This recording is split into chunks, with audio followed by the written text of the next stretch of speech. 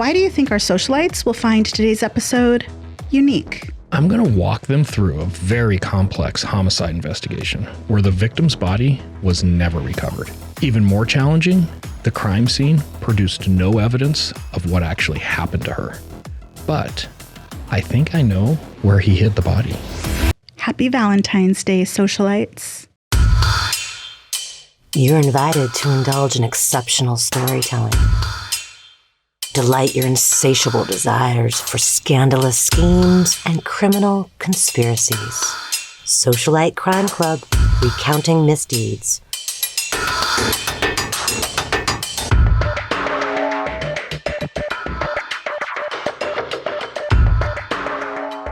So this case is going to start off with a missing person. And our missing person is Nicole Willis Waller. Last seen on February 13th by her boyfriend. Her last communications were on February 14th, Valentine's Day of 2013. Who did she communicate with? Friends, just text message. Nicole is a chronic texter. But I've seen these types of people. Not like this, you haven't. Nicole is also a terrible speller. Oh, she uses you, like the letter U for you all the time. She abbreviates everything. I've got hundreds of her text messages. Mm-hmm. I get a headache every time I try to sort through them. And her I's are not capitalized. Yeah, and I was feeling like really judgmental when I first was reading some of her text messages, and I got about halfway through, I'm starting to get this pounding headache. Mm-hmm. And one of the responses she got from one of her friends is, I think I understand what you're saying, but it takes a lot of brain power to decipher your text messages. You know, there is so much truth in that. I become very irritated when people send me text messages where the spelling is improper or the first letter of the sentence is not capitalized. Yes. Or they break up words, they shorten words into some type of weird shorthand. That drives me crazy. Yeah, Nicole would have driven you crazy with her text messages. Okay. The missing persons report, though, isn't going to be filed until February 16th. So I really want to dial in the timeline on this case. It's going to be really important. In 2013, Valentine's Day fell on a Thursday. So February 14th is a Thursday. Okay. Nicole is last seen by her boyfriend, Cody, on the 13th, which is a Wednesday. The morning of the 14th, she texts one of her friends that she's getting ready to leave and drive home. She's on the eastern side of Montana. She lives on the western side of Montana. She's never heard from after that. On the 16th, which is a Saturday, her sister reports her missing. So that's the first official report that there's a missing person. Nobody's seen or heard from her. And where does she live in Montana on the eastern side? So she actually lives in Kalispell, which is up in the mountains, beautiful western Montana. When you see all the beautiful pictures of Montana, it's over there. She's visiting her boyfriend, Cody, who actually lives in Fairview. It's close to Sidney, Montana. It's basically the center of the state on the eastern border. So it's right on the North Dakota border. They're maybe a couple miles from North Dakota. It's not as mountainy there, I don't think. It is flat, it is open, and it is a lot of oil fields. In fact, her boyfriend, Cody, the reason he lives there is he's a mechanic, like a diesel mechanic, for a company that does work in the oil fields. Okay. Now, Cody Johnston, he's going to be our suspect. And I think sometimes I hate making suspects, especially of heinous crimes like this one's going to be, somewhat famous, or I hate giving them the notoriety that they committed this crime. To me, Cody Johnston looks like Shrek, so I'm going to call him Shrek. This is his photo. He does look a little Shrek-like, doesn't he? Wait till I give you the side profile. We should make his skin green when we put this on YouTube. I like that idea. We'll give him little ears on top of his head. Yes, so we're going to call him Shrek. So anytime I refer to Shrek, the rest of this episode, it is at the time our victim, Nicole's boyfriend, Cody Johnston. Cody's, like I said, is a diesel mechanic at this oil drilling company, and that's the only reason he's in this part of the state. He makes really good money, though. He makes six figures. It's a booming area. It's a booming industry. Mechanics are in high demand. Nobody wants to live there for the most part, so he's out there and they pay very, very well. He's also very generous with his money, so he pays for a lot of Nicole's stuff. And we're going to get into some of Nicole's issues, is a good way to put it.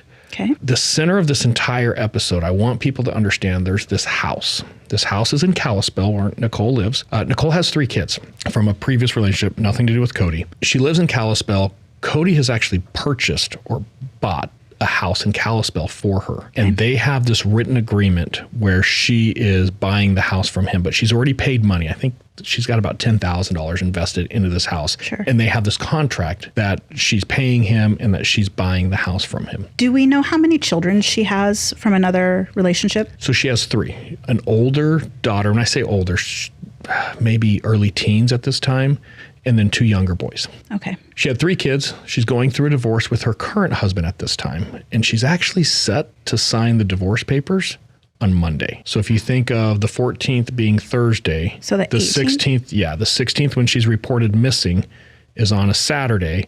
On the 18th, she's due back in Kalispell to actually sign the divorce papers. Okay. Now, Nicole had driven her car by herself all the way from Kalispell to Fairview, which, by the way, is about 9.5 hours. It's a long drive. And she's there to visit Cody, kind of for Valentine's Day. It's a Valentine's Day thing. Okay. But her and Cody have a lot of issues going back and forth. And I've got to back up a little bit in history to get everybody's head wrapped around why these issues are really coming to a head while she's in Fairview during Valentine's Day. But Fairview, again, I'm trying to wrap my head around this. Her house that he bought for her and that she invested $10,000 in is in Kalispell, not Correct. Fairview. Correct. He lives in Fairview because that's where his job is at. Okay. And she's out there to visit him. She wants to see with him. Now, she does have a lot of stuff at his house in Fairview because they've lived together in Fairview off and on over the years. Okay. They've broken up a number of times.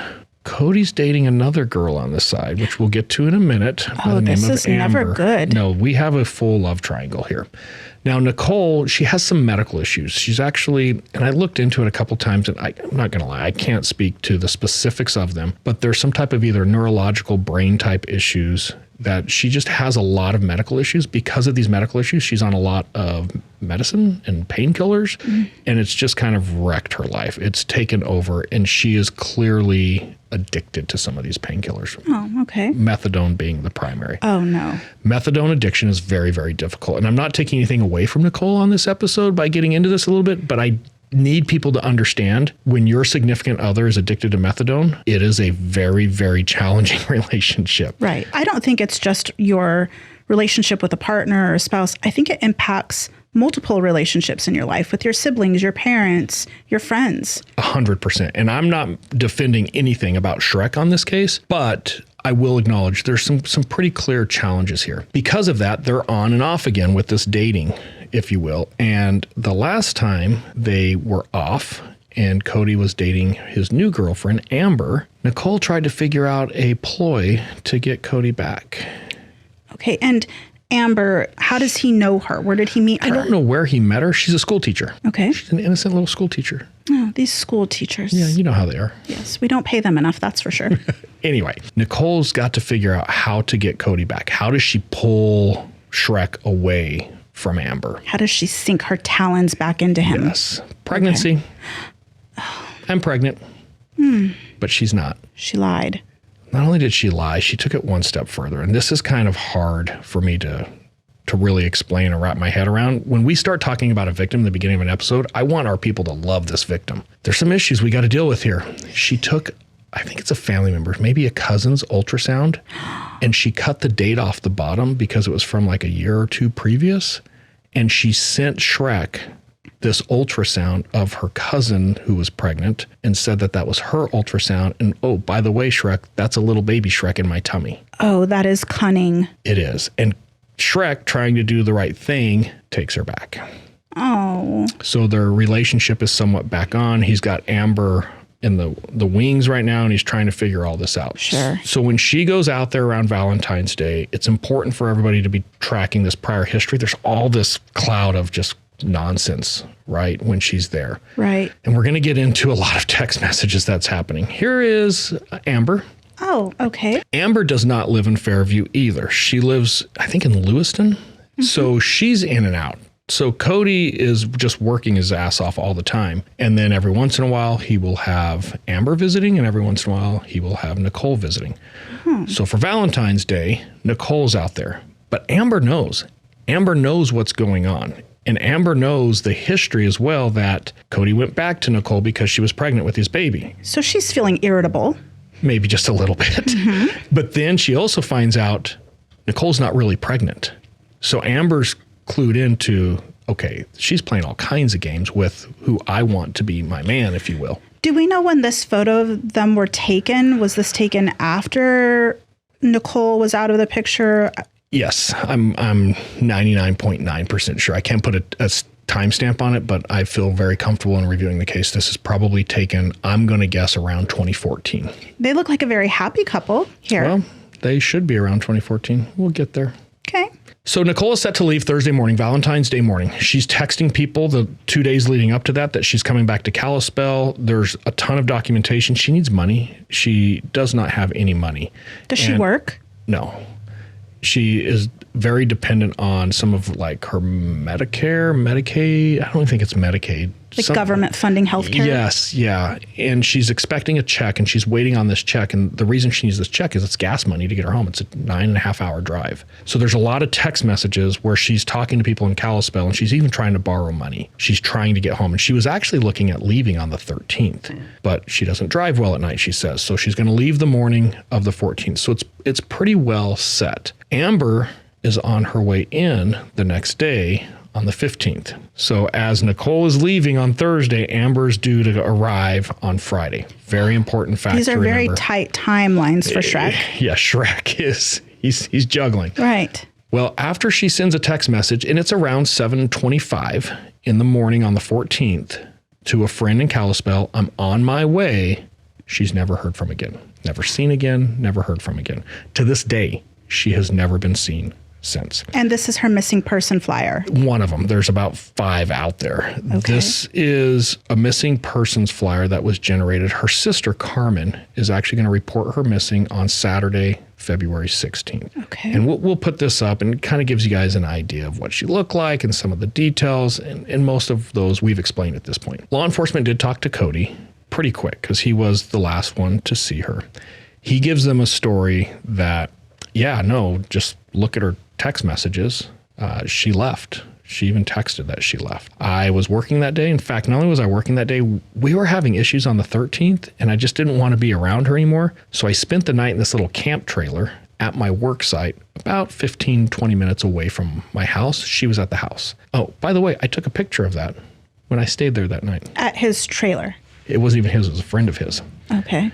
And then I got up from the trailer the next morning. I worked all day. I went home about 12:30 that afternoon for lunch, and she was gone. And I haven't seen her since. I really hope that you guys find her. And by the way, I love her kids. I've spent a lot of money, time, and effort helping her raise her kids. Man, this really breaks me up. Good luck. Yeah, good luck. I'm going to go back to work. Okay. And he's texting Amber at the same time. I've got to go to the police station. They want to talk to me about Nicole. Okay, I'm there. Okay, I'm leaving. Everything's fine. It's kind of interesting. A couple weeks pass, and Nicole's vehicle is found on the Indian reservation just north of Fairview in a little city, or just outside a little city called Poplar, Poplar. Poplar has the nickname, by the way, of Stab City. It's pretty violent. Oh, yeah. This is terrible. It is terrible. Because it's on the reservation, the FBI gets involved. So the FBI is going to go out there and actually recover the vehicle. They force entry into the vehicle, worrying that maybe she's in there, and the car is just full of stuff. It's packed. So she was clearly prepared to leave and move out. Yes. Move her things out of his house. Yes, she has that thing stacked to the brim. When they get in there, they hear the weirdest high-pitched screaming coming from the back of the car. Because I think they had to break a window to get in. They force entry into this car. Okay. And then they hear this crazy screaming, and there's all this pandemonium, and they open up the back. Yes. 2 guinea pigs, almost dead from the cold weather, starving to death, no water. Oh, it's really sad when guinea pigs die. So just a little shortcut here, a little trade-off of a story. My daughter, she must have been about 9 or 10, and she had a guinea pig. But she wasn't really good at consistently cleaning out the cage. Like a lot of kids aren't really good at taking care of their pets when it's their first pet. You have to constantly encourage them. But we were living in a smaller place, and I could smell the guinea pig cage from the living room. And it was in her bedroom. And I kept telling her, you need to clean out that cage. You need to clean out that cage. So one morning, I couldn't take the smell anymore. So when I took them to school, I told her to set the guinea pig cage outside on the porch. Just set it out there.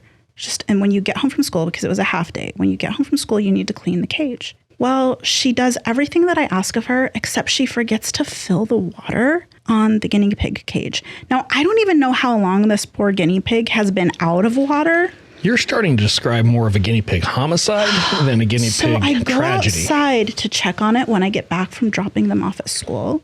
And the sun was coming up. It wasn't hot. It was maybe, I don't know, high 60s, low 70s. And the poor little guinea pig is dead in its cage. I don't think it ran out of water that fast. Its little pink tongue was just hanging out.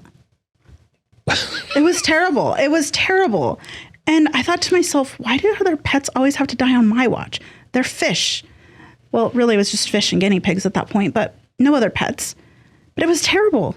So I can imagine what these poor officers felt when they got on scene and saw these two poor guinea pigs there. Yeah, but they lived. The FBI did a successful rescue. So the guinea pigs lived. The guinea pigs lived. Oh, that's good. Yeah.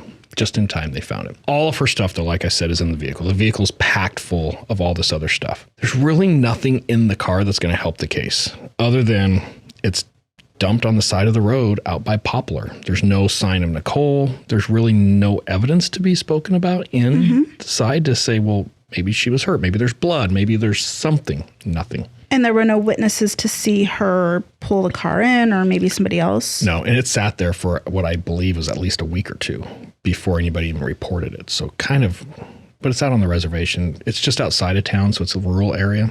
Sure. Yeah, never reported. When law enforcement speaks to Shrek again, they start talking to him off and on. He's done a couple of interviews. Something comes up really interesting. That morning, according to Shrek, she was really annoying him with text messages and phone calls, and he got to the point he was just pissed off about it. Well, her phone is on his Verizon account. He logged into his Verizon account and suspended her phone.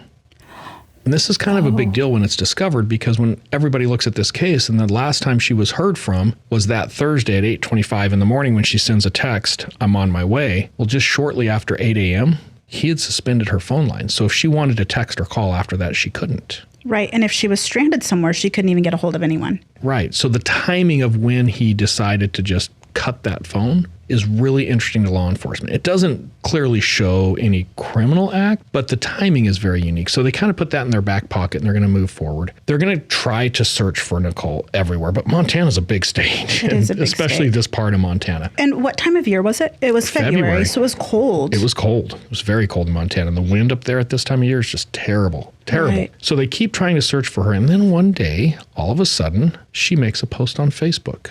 She's somewhat apologetic. Hey, sorry, had a really good night last night. Got some things going on. I'll be home soon.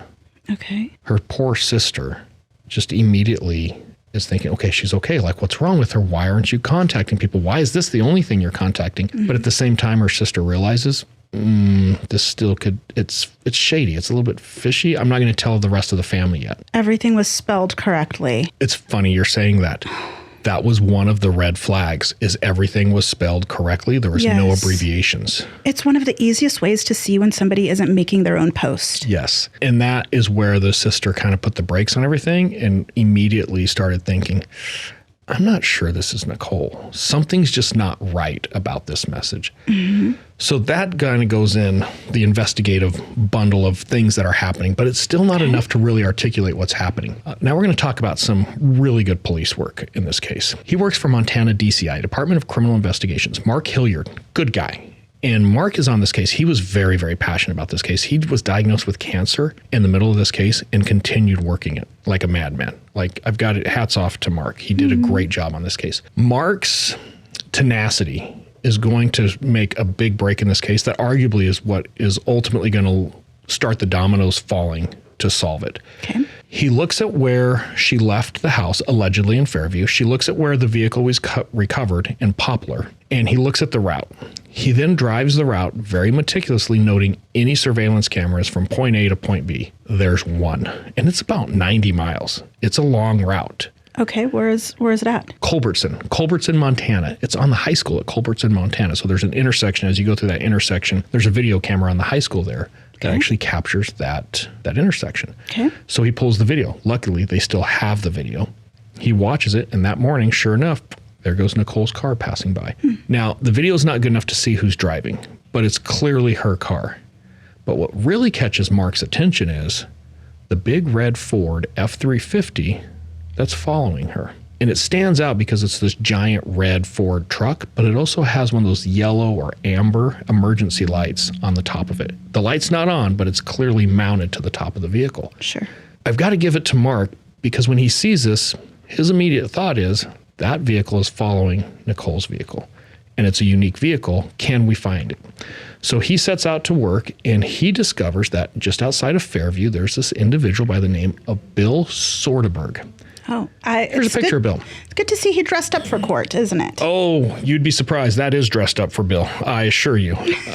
Bill. The red flannel. No, his vest is very dressy, I suppose. Yeah, Bill lives in a junkyard. That's the only way I was looking for some fancy way to explain it to everybody. He lives in a junkyard, his own junkyard. Okay. Just outside of Fairview there a ways. And they go to confront Bill, and it's the FBI agent and Mark. Kind of a funny story. Funny, but not funny. And as soon as they pull up, because he's out in the middle of nowhere. When you go up Bill's driveway, he sees you from a mile away. So by the time they get to the house... And dogs are barking, running up the drive. I'm sure. He and his wife are outside. He walks out with a shotgun. Very close. Okay. But they immediately see this big red Ford F-350 truck with an amber light parked in the driveway right next to the house. And they're like, oh, this is our guy. This is our truck. Okay. It's cold. So the FBI agent, hey, Bill, do you mind if we talk in the truck? It's cold. They get in the truck. Bill gets in the front passenger seat. FBI agent in the front driver's seat. Mark Hilliard from DCI in the back seat. Mm-hmm. Everybody gets in. They shut the door. The FBI agent turns to look at Bill. Bill's got a .45 held on the FBI agent. And the FBI agent is like, hey, Bill, if you don't mind, can you please point that gun a different direction? Yeah. Which Bill complies, thank God, unloads it and puts it on the dash and begins to explain to them, I thought you were hitmen.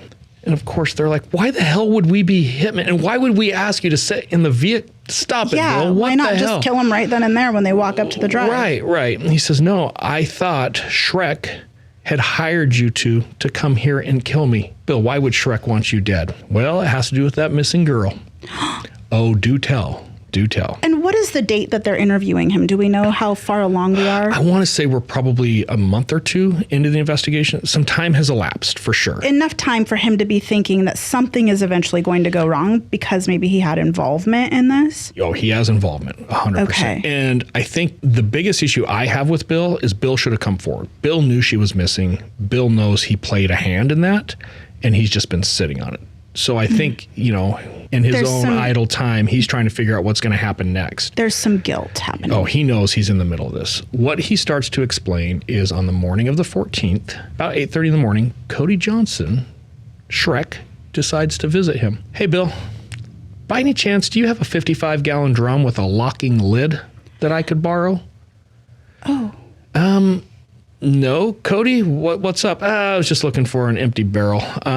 Oh, by the way, I've got to run up to Poplar. Do you mind following me up there and giving me a ride back? Mm-hmm. 90 miles each way. Bill's a good friend because Bill says, sure, no problem. Let me know when you're going. So did he have a barrel? Bill claims to this day that he did not have a barrel. I've looked at Bill's house through Google Earth. Bill's got a lot of shit at his house. I'm going to say he's probably got a couple barrels, and I'm sure they've got a couple locking lids. I do not believe, and no one's going to convince me, that Bill did not give him a 55-gallon drum that morning with a locking lid. And when we talk about a 55-gallon drum, that's huge. And I'm assuming because we're in an oil area rich of Montana. Dime a dozen. Right. Yeah. We have to put up a picture of what one of those drums would look like. Yeah. So the FBI agent asks him, hey, so did you go to Poplar? I did. And you followed him up there? I did. Well, what was he driving? A red Ford Expedition. Wait a minute. That's Nicole Waller's vehicle. Yep, I know. So I followed him up there. He told me he was just playing a trick on her. He dropped it on the side of the road, describes exactly where they found it, and then they start coming back. But Bill says, I thought something odd was going on, not because he asked for a 55-gallon drum or he's dumping his girlfriend's car on the reservation. But what got Bill's attention was two things. When he got out of the car up by Poplar, he was wearing gloves, which Bill thought was a little odd. But then when they stopped at a gas station, he noted Shrek's got two phones with him, and he proceeds to destroy one of those phones, take out the battery, throw it away, but crumple it up and destroy the phone there at the gas station. Did he say where he threw it away? Was it in a garbage can? Yeah, at the gas station there. Okay, so Bill's kind of a smart cookie. Bill absolutely knows Shrek is guilty of this homicide and probably knows a lot more information, but is probably trying to decide how much do I need to tell to keep my own butt out of jail and how much do I not tell to not protect Shrek. Because it's probably one of those small town communities where everybody knows everybody and everybody protects everybody with information. Very much so. But Bill is giving some really good information to launch this investigation to the next place. So now Cody is firmly in the sights of law enforcement. They're going to end up serving a search warrant at his house. They believe that it's very, very possible this is where the murder occurred. If there is a murder, because we still haven't found Nicole's body. But is it possible Shrek kills her that morning at the house? No evidence. Nothing. No blood spatter. Everything is the house isn't the cleanest house, but it's in fairly decent order. There's no missing carpet, no missing panels of walls. There's no indication at all in that house that anything happened. So the search warrant's kind of a bust. They also seize his truck, process it. Really no evidence to be found in the truck with one exception. He's got a toolbox. You know those big toolboxes they put in the back of trucks? Yeah, the diamond patterned toolboxes. Yeah, when they get into that toolbox, they find a safe that's wrapped in a garbage bag. The safe is Nicole Waller's. What was in it? A lot of her personal documents. Now, you have to remember, Nicole was texting people left and right on the 13th to borrow $100 just trying to get home. She doesn't have money. She doesn't have things of value. So the idea that she has this safe because she's keeping her bars of gold is just lunacy, right? But whatever is in a safe is extremely valuable to her. And it's personal documents. And we're going to come back to what is in that safe of personal documents that could potentially be so valuable to her. But it's interesting, of all the stuff Nicole had, this is the only thing Cody has, and it's in the toolbox of his truck. Okay. Now, this is all happening in 2013. There's a timeline, an underlying timeline we also have to coincide here. Okay. What were you doing in 2013? Oh, I was a cop on patrol. I was probably high centering my patrol car somewhere. That was a true story. How many times did you high center your car? I only high centered it once. I think I have a picture of that. But I did hit a lot of curbs.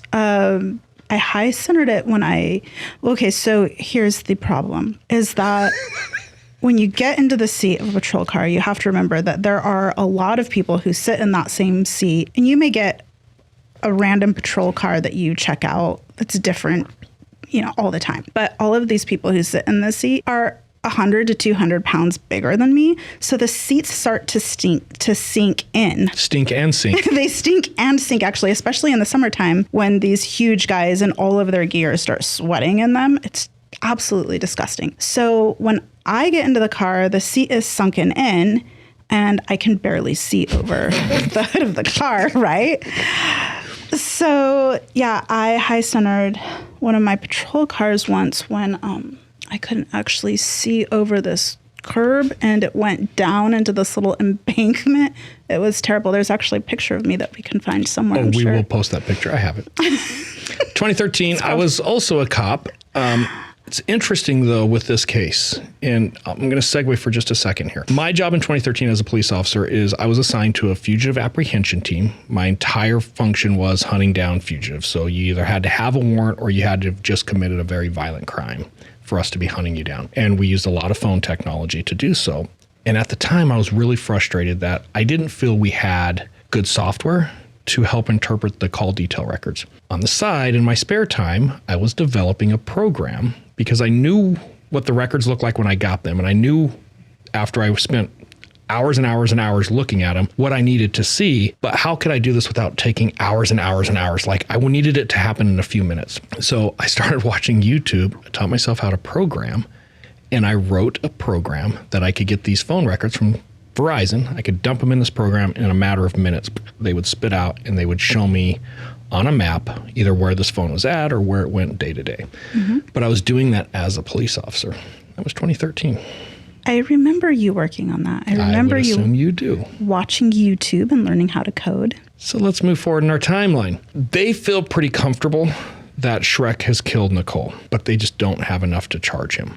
Okay. The other problem here is in Montana. Montana at the time had never had a successful prosecution of a homicide case where the victim's body was never recovered. They call it a no-body homicide. Yeah, it's a little slangy term. Yeah, it's definitely a law enforcement criminal justice term, but a no-body homicide is the attempt to prosecute somebody for a murder where the body, which typically is your biggest piece of evidence, is never recovered. And it's very difficult to do. It's extremely difficult. And I've had a number of these. I've had a few dozen of them in my career, and I know they're really hard to make. So they're not moving forward on this case at this point. They're just trying to figure out what to do. And time is on their side, because if all of a sudden next week a camper or hunter finds Nicole's body, it changes everything. So 2014 rolls around. And at this point, Cody and Amber, they're a big time thing. In fact, Valentine's Day of 2014, the year anniversary, Cody proposes to Amber. Oh, how sweet. On Valentine's Day. You know, if you're going to propose to somebody, don't do it on a fake holiday. But anyway. Every day is Valentine's Day for us. In our house, it sure is. It really is. So they get married a few months later, and they have a baby, little baby boy. That's sweet. What were you doing in 2014? I was getting ready to leave the police department and start a business with you. The business that we once knew as ZX. Right. And I promise there's a method to the madness today. Okay. But yes, in 2014 I had that computer program working really, really well. There was a lot of interest from other people who wanted to buy it. And I realized it's time. I'm almost at my 20-year mark in law enforcement. It's time to go do something else. And I left the police department and we started ZX, which is a company that sold the software that I had built. And we also provided training. And we started in 2014. And it was a rough year. We were trying to get our feet under us as young entrepreneurs. And there was a lot of struggles in 2014. Actually, 2015 was a rough year too. Yeah, we're going to get there. So it's funny you mentioned that. August of 2015. What were you doing in August 2015? Do you remember? I don't remember. We were probably doing training somewhere or traveling somewhere. We were. Montana was one of our first big customers, predominantly Fish and Game, the wildlife investigators. Oh, is this when we went to Bozeman? Yes, we had done a couple training classes for the wildlife people, and with those classes, certain cases are prosecuted by DCI, the Department of Criminal Investigations. So we were working with the state, even though it's through the wildlife people, and that starts to migrate into some other persons crimes outside of animal crimes. And in August of 2015, I was asked to take a look at a set of phone records. They had this crazy homicide, or what they believed was a homicide, in Sydney, Montana, and they had never recovered the body. Was this when I was really sick and we were driving up there? Yes, I drugged you and I put you in the back, and you slept pretty much the entire drive. We borrowed your brother's fifth wheel. Yes. Oh my gosh, I was so sick. Yes, he did. He drugged me up so that I would sleep pretty much from Arizona to Montana. Yeah. Couldn't stand you. Did sleep. I was probably rolling around everywhere. That's okay. I figured you couldn't fall out, so you'd be fine. But I did feel much better by the time we got into Montana. Yeah, it was quite the trip. But it was interesting when I was first kind of reviewing this case to present it. Is the timeline's very interesting. When it starts, we're both police officers. We're developing the company. When Cody gets married and he thinks he's in the clear, and Nicole's case has kind of hit a snag, we're right in the middle of launching this company that's the software that helps with cell phones. And a year later, we are front and center in the middle of this case looking at Cody Johnston's phone records. Well, it was actually one of our very, very first training courses that we did of a 40-hour for law enforcement in Montana. Under the name ZX, that's correct. I've been teaching it for years, but that was our first one as part of the ZX. And it was for Montana, their Fish and Wildlife Division. Yeah. So these records, and I'm going to defend the other investigators involved with this case, they also had phone calls, like who he called, where the cell site was, the sector information, which is which antenna on the cell site it connected to. They had all that figured out. They had some other records that's called timing, and these can be very, very challenging records. And the columns alone, there's over 100 columns of data, just random numbers. And if you don't know what you're looking at, it just looks like a bunch of decimal point numbers. Well, not only is it 100 columns of data, it's also hundreds of rows of information, depending upon how many days of information they got. Right. And they had looked at these 2 or 3 times and just kind of whatever, like, what do you want us to do with this? Well, and every provider is different to interpret their data. Right. At the time, though, I was doing a lot of work with Verizon. I understood these records really, really well. So they sent them to me, and I looked at it, and I thought, man, these are some of the best records I've seen in a long time. You guys have beautiful records. And they're like, what are you talking about? We have no idea what we have here. So I start looking at them, and we're going to find some interesting little links here. Okay. I don't know anything about the case at this point. So I map the records, and with these records, if you know what you're looking at, you can get near GPS accuracy. It's random. It's these random hits throughout the day. So you're not going to get this perfect breadcrumb trail where every second you're getting a location, but 6 minutes goes by, I might get 2 or 3. Another 15 minutes goes by, I get 1 more. 22 minutes later, I get one more. So you can start to piece together what this looks like. Well, I looked at the morning of February 14th, Valentine's Day morning. And if you remember right, this is when Cody slept in the little camp trailer at his work site. He gets up, he clocks into work, he works until noon, goes home and has lunch. And Nicole is supposed to be going back to Kalispell. Correct. And I have her phone too. And we have the same type of data from her phone. Because she was on his plan. Correct. At 6:51, there is no doubt Cody is at his work. He spent the entire night there. I do not in any way, I haven't seen anything that would show he wasn't there all night. But at 6:51, while he is at his job site, which is about 15, almost 20 miles away, he gets a text message from Nicole that says, "You need to feed your dogs." Okay.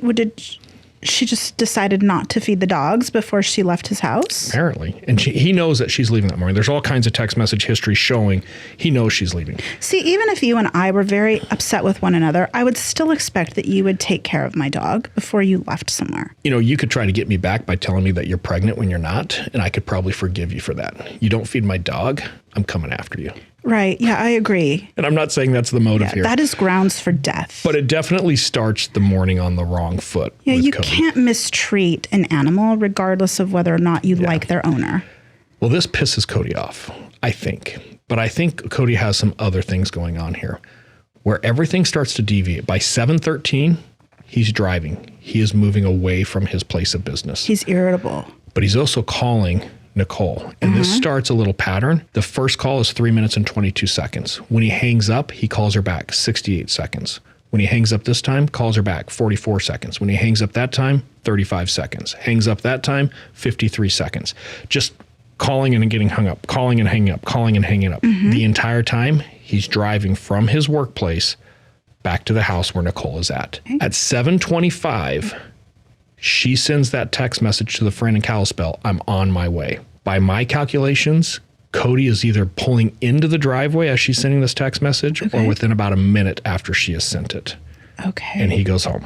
From 7:25 to 7:40, he's at the house. No doubt about it. So about 15 minutes. At 7:42, he's headed back to work. So he makes the drive back to work. He arrives back to work around 8:12. Okay. Guess what he does? What? This is when he goes inside and disconnects and suspends her phone. Oh. He's only at work for 15 minutes. By 8:27, he's moving again. And now he's going to go to Bill's house. So he drives from his work out to Bill's house. This is the conversation. Do you have the barrel with the locking lid? Oh, can you follow me up to Poplar? After he leaves Bill's house, straight back to the house, his house. So he's back at his house. From his house. And we don't know if he has the barrel or not. According to Bill, he doesn't, but I don't believe Bill. I think he does. And I'll tell you why here in a little bit. Okay. He goes back to his house. He's at his house for only about 23 minutes. Then he goes to what I believe is a barn in between his workplace and his house that is somehow linked to family members. Of his. He's at that barn for just a little bit of time. Then he goes back up by the house and then he heads to Poplar. Turns his phone off. What would he do inside of a barn? I believe he's hiding a 55-gallon drum with Nicole's body inside. He needs to put it somewhere before somebody comes to the house looking for her. Well, who's coming to the house? Amber. Do you know what's awkward when your girlfriend gets to your house? A and dead your body other in the dead kitchen. girlfriend is there? Yes, it does not play out well. That would be awkward. Turns off his phone. He and Bill go to Poplar. They drop off Nicole's car. Timing is interesting of when he wants to play this trick on Nicole, right? Comes back as he arrives back into Sydney at 12:30. He turns his phone back on and he is home. He stays home for a little bit of time, about 12:30, 12:45, heads back to work. He's at work the rest of the day. He leaves work around 5:30, goes home. He's at home until about 7:30. Then he leaves again, swings by the barn, down to Sydney, and then he's going to leave on a road that's just south of Sydney, and he's going to go about 15 to 20 miles out into the nothing, out into fields and oil fields is all that's out there. How many ingresses and egresses of roadway are there into and out of the Sydney area where he lives? You can go due north, due south. You can go east, which is almost immediately North Dakota. And then there's two ways you could go out to the west. One goes up northwest and one just goes due west. He takes the one that goes due west. Okay. He's out there for about 30 minutes and then he goes back home. I believe he's now moved the barrel from the barn out to an oil field. And a 55-gallon drum sitting at some of these little oil fields or oil sites out there, It's normal. nobody would think anything because Amber's showing up in the morning. Sure. He's got to clean out his mess, right? Mm-hmm. So Amber does show up on the 15th. They spend the weekend together. Have a great weekend according to the text messages on Sunday.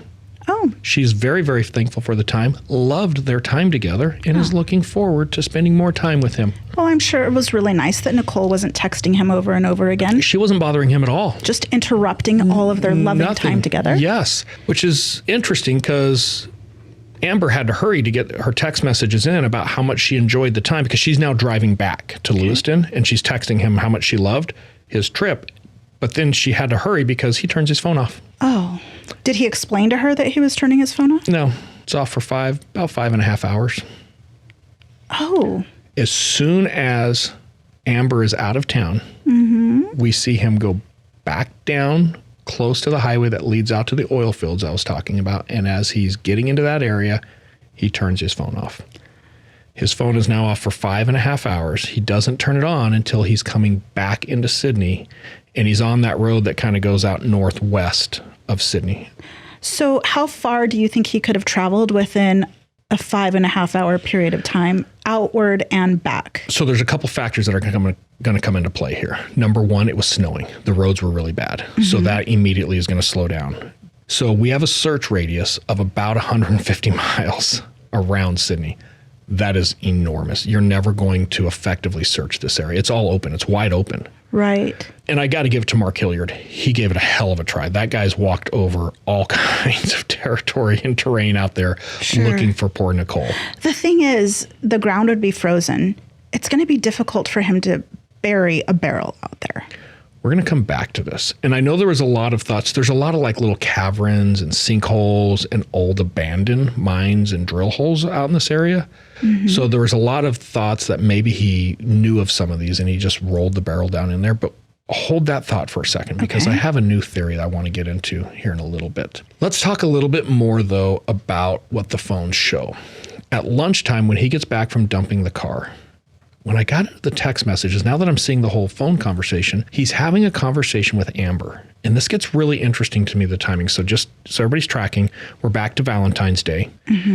We believe he leaves work, goes to the house, kills Nicole, goes to Bill's, gets the barrel, comes back to the house, puts Nicole in the barrel, hides it in a barn, and then he takes Nicole's car and he dumps it in Poplar, Bill following. Bill drives him back, drops him off at the house. So now he's at his house having lunch just before he goes back to work. While he's at the house, he's sending a text message to Amber that, hey, I had Frank put padlocks on the door yesterday. And he's talking about Nicole's house in Kalispell. I also made sure all the windows were closed and locked. Amber responds, rolling on the floor laughing, quote, "That is awesome." That's cruel.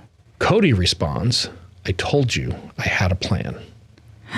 And he's literally having this conversation with Amber as he gets back to the house from executing what I believe is this homicide at this point. So the timing of that one's really interesting. I'm going to start piling on more evidence here. When you go back and you look at the text message history, why is he telling Amber about the padlocks?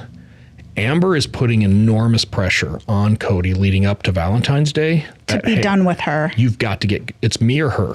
Either you get rid of Nicole or I'm out of the picture. And there's hundreds of text messages back and forth. Sure. And he's saying, I'm working on it.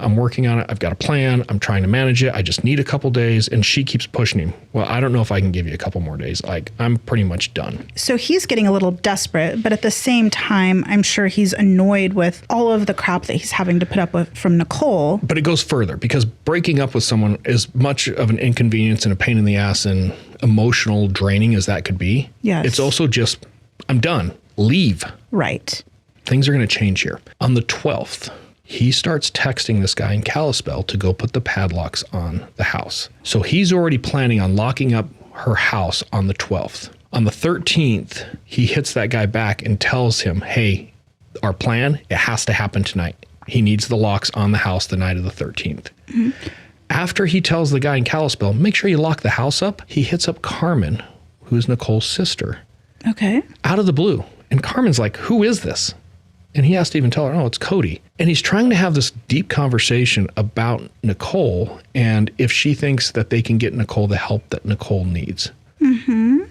But you have to think, he just locked her and her kids out of her house that she's been paying him for. Why does he care? It's all a show. The whole thing is show. This is pre-planning. He is pre-planning 100% this murder. Right. And he set this thing in motion on the 12th. I believe the text to Carmen on the 13th was his kind of get out of jail free card later of, no, I was trying to help her. Of trying I was to be trying to find empathetic. treatment for her. I was talking to her sister about how we Almost can to help her. show that he felt there were issues with Nicole coming along that led Yes. to her disappearance And on then her he- own. And then he paints the story to law enforcement that he and Nicole were fighting the night of the 13th, and that's why he went to go stay at the camp trailer. But if you read Nicole's text messages, he never comes home that night.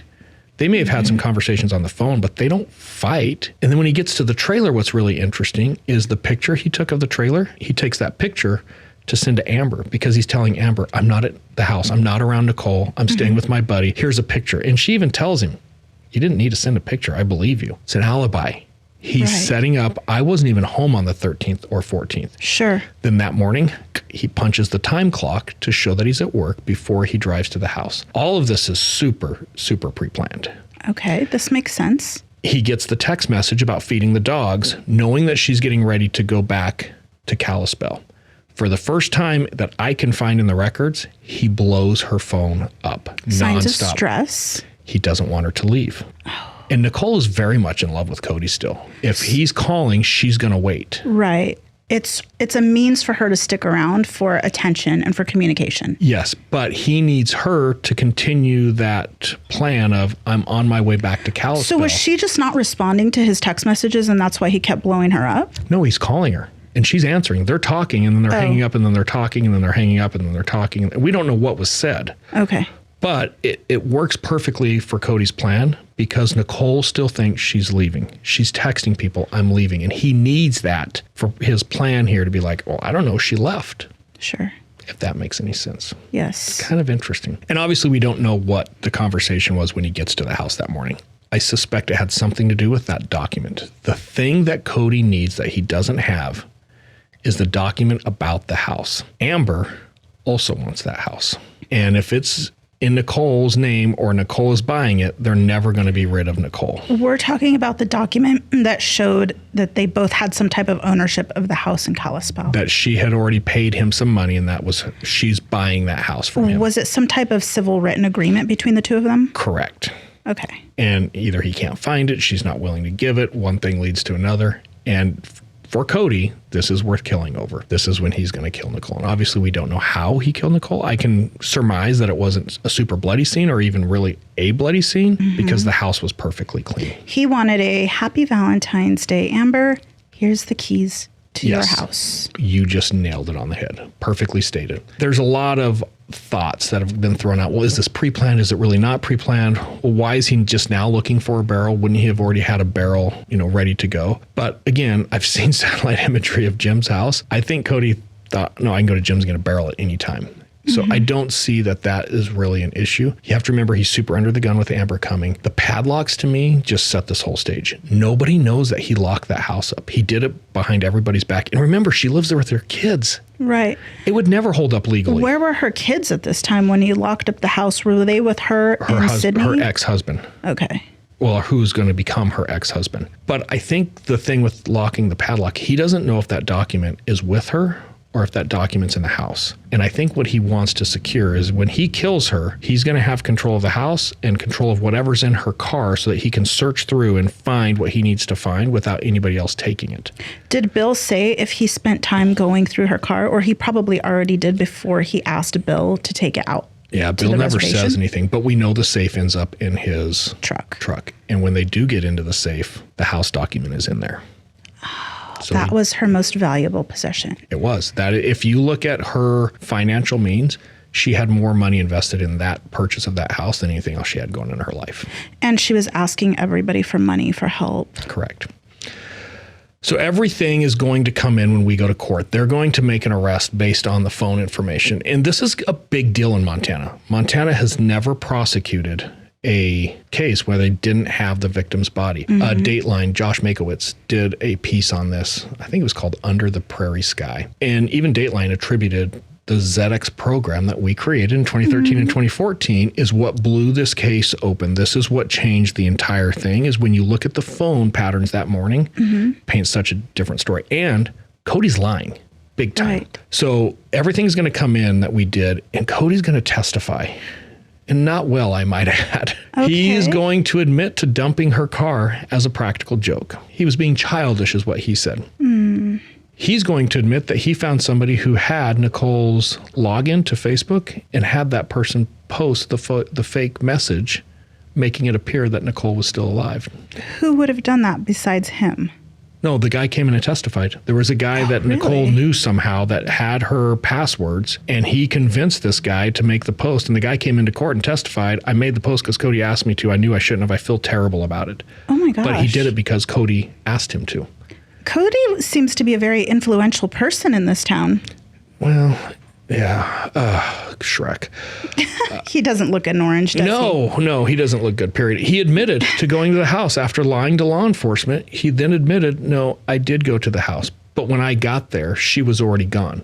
Yeah, the car was still there, but she was gone. Convenient. He admits to turning her phone off. And this is a really big piece that we haven't talked about yet. Your service gets stopped from your phone. Your service gets turned back on. How does your phone know that the service is off? It connects to the cell site. Connects to the cell site to turn your phone off. And the cell site says you either have service or not. How does your phone know when it has services again? It's still connecting to the cell site. This dummy thought when he suspended Nicole's phone that morning that it would disconnect from the cell site. It disconnected. But this is why your phone works even if you don't have service and you dial 911, because it's still talking to cellular networks. So when this idiot kills her and starts driving around to Bill's house, to the barn, he's got her phone. And it's her phone is traveling with him. So when he says, I got home that morning and she was already gone, he can't account for the fact that all of a sudden Nicole's phone is perfectly traveling with him until he turns them both off on his way to Popular, which then Bill fills in the gap to say, I watched him destroy a phone after we dumped off the car. So now he has to account for not only did he not see Nicole when he gets home, but somehow magically he came into possession of her phone without seeing her. And everybody who knows Nicole, she lives on her phone. Right. She's not going to leave it behind. Yeah. And he has the phone before he turns the service off. So his whole story about her being annoying and that he was turning the phone off because he was tired of her texting and calling, he had possession of the phone when he did it. Interesting. Pretty damning evidence at this point. And like I said, he testifies and he does a terrible job. Juries are tough sometimes. You never know what type of jury you're going to get. So whenever we give a case to the jury and we're waiting for the verdict to come back, it can be painstaking, just waiting. Not in this case. It was under 2 hours. Jury came back and said, yeah, we know what he did. We're ready to render our verdict. And he's going to be found guilty. Now, this is his jail picture. And I keep calling him Shrek. Like, I don't know how else to summarize Shrek than right here. And I am going to do the green screen. I think that was a great idea you had. It's definitely the side profile that says it all. The side profile's brutal. Wow. Well, he's a big guy. He's a big guy. He ain't no looker, though. Like, it surprises me he's got these women. Anyway. It's a small town. Small town. He makes good money. He's having to import them. They're coming from out of town. Across the state. Across the state. There's something I want to get into. Yeah, Cody's in prison. He's probably going to spend the rest of his life there. Nicole's family wants to find Nicole. And I think that's reasonable. If it was a loved one of mine, I don't know why I feel like that would give me a different piece of closure, but I really feel like it would give me some closure. Like I would really have a lot of angst knowing my loved one is in an unknown area in a barrel. Like that's just tough to stomach, right? The prosecution realized this. They offered him a deal before going to trial. Give us her body. We'll give you a 20-year sentence.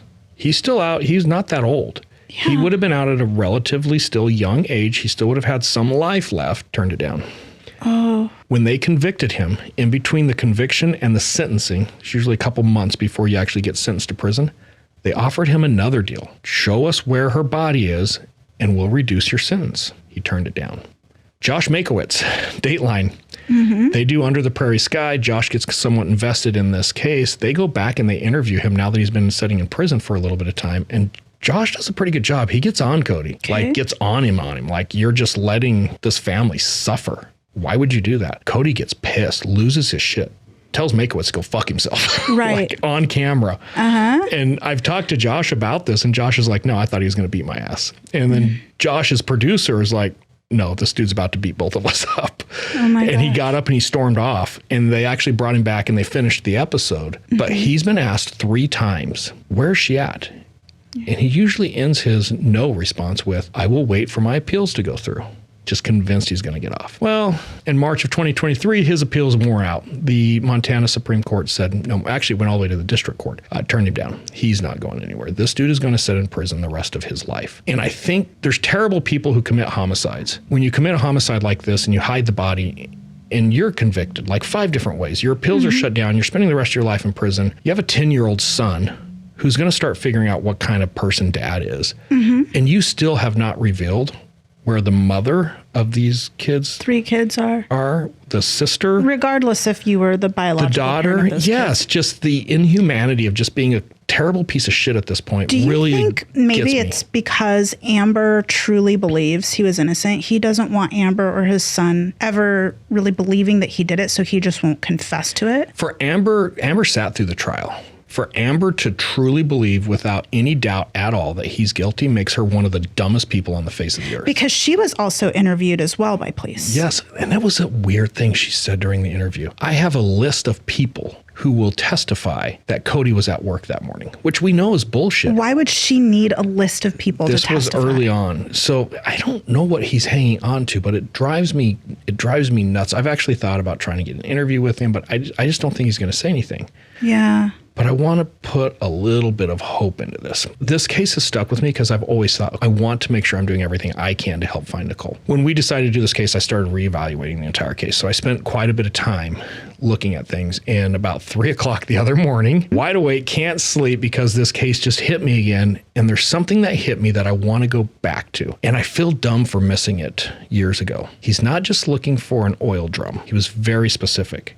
He needed an oil drum with a locking lid. And when I started thinking about, I've got a body, and not bragging, I've had to work a lot of homicide cases where we recover people who got dumped in the desert. Trying to dump a body in an oil drum anywhere on land seems really, really hard to me. Well, that's what I was thinking about. You can't just dump it on land and leave it out because it would probably be easy for people to go look through every barrel drum.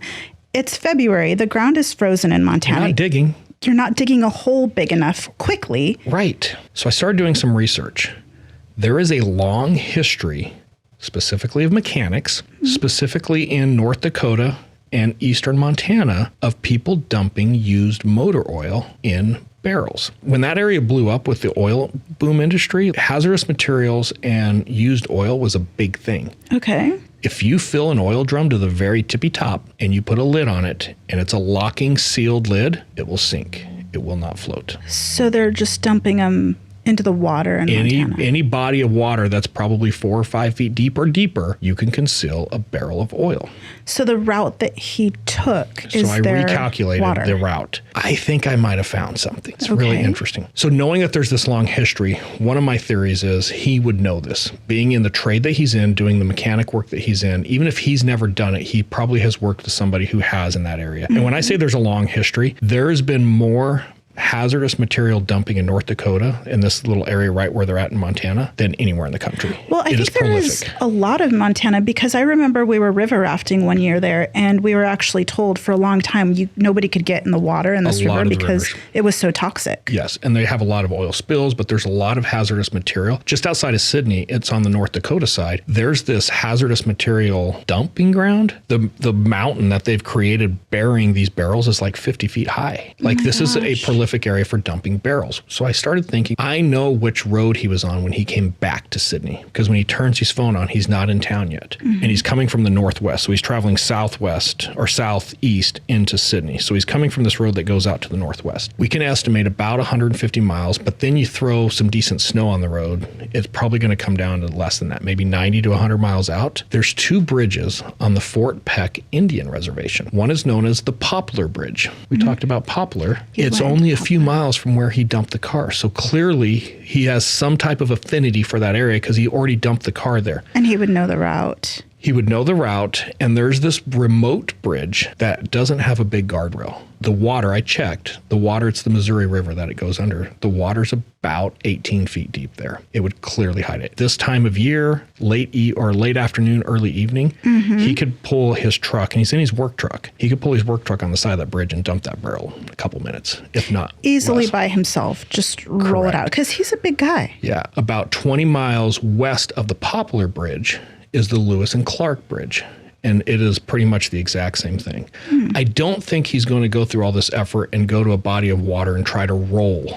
Right? It's heavy. It's cold. He's not getting in the water. It'd be hard to get the full barrel down. But the more I started thinking about, if it was a sealed barrel and he put some weight in there and even filled it with some type of a fluid with her in there, sealed it up, if you dropped it off a bridge, it's going to sink. Yeah. I've done a little research. Nobody has explored that I can find this theory yet. So I've got a couple pictures here for you just to kind of put this of how easy this would be. This is the Poplar Bridge. Okay. And you could imagine it's rural. So a car comes across that bridge every 20 or 30 minutes, it would surprise me. And which river is this one? This is the Missouri Missouri. River. But you could see in a big work truck with a 55-gallon drum, I could back up to that little guardrail and push that thing off in a minute or two very easily. This is the Lewis and Clark Bridge. The water depth at the Lewis and Clark Bridge, about 22 feet. Oh. So, and both of them are easily within range. I could drive there and back in that time frame he has the phone off. So do we have a dive trip coming up to Montana? I don't want to dive in that water because it seems terrible, but I know there's a lot of companies that specialize in this. You wouldn't have to dive. They make sonar that would be very easily. It's only about a 22-mile stretch of river. It's on the reservation, which complicates it. I'm not suggesting anybody go search these areas. Because it's on the reservation, you've got to work with the resolation to make sure that you're there legally. We've had some experience with this. Yes, I do have arrested. experience being on a reservation illegally. So, but yeah, I think I would love to say maybe after the summer, we're going to do a part 2 of this episode. If you watch this and you're aware of some of those companies that specialize in this, reach out to us. We are looking for someone to team up and partner with. But I think I'm willing to put some time and effort into this theory and see if we can find Nicole. Would be interesting. So happy Valentine's Day. I love you. I love you too. Join us next week for The Missing Mennonite. We look forward to seeing you back. Have a great week.